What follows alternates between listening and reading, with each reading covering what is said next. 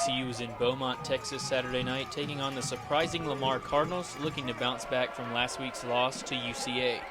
Much like last week, the Wildcats struggled early on and trailed 24-0 at halftime.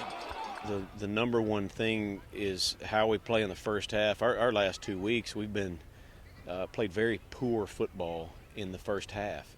The Wildcats only managed about 50 yards of offense in the first half and didn't hold the ball very long. This meant the defense was on the field trying to contain Lamar's potent rushing attack. Games like this, when you're trying to get back in, the worst recipe is a couple of turnovers and giving up some home run runs with their running back.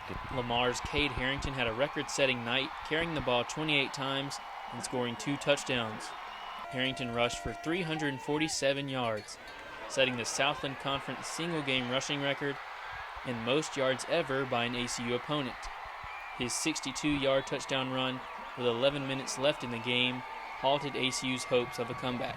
We've never ever struggled like this against the run, and it's disappointing to Coach Doolin. He is, but you know what? Those guys on defense are good coaches, and they'll figure out how to get some stops. ACU's offense got the passing game going in the second half, with Parker McKenzie connecting on some deep throws, including a 58-yard touchdown pass to Jonathan Epps.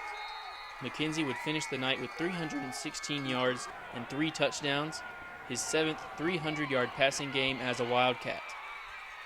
ACU got to within 13 points in the fourth quarter, but ultimately fell to the Cardinals 44-28. I'm not surprised that we battled back in the second half, but you can't expect every time to come back and win a game that you're behind 24-0. So I'm proud of these guys for fighting. They're always going to fight, regardless of what game people come watch, regardless of what quarter it is or how much time's left. These guys in the purple are going to fight. The Wildcats will have to fight the rest of the way, sitting at 2-2 in the Southland with 5 conference games remaining. We got a long time to think about this on the way home, and we got Sam Houston coming in for homecoming. So you can pout around or you can stand shoulder to shoulder and get this thing right. So I'm pretty sure we know what we're going to do.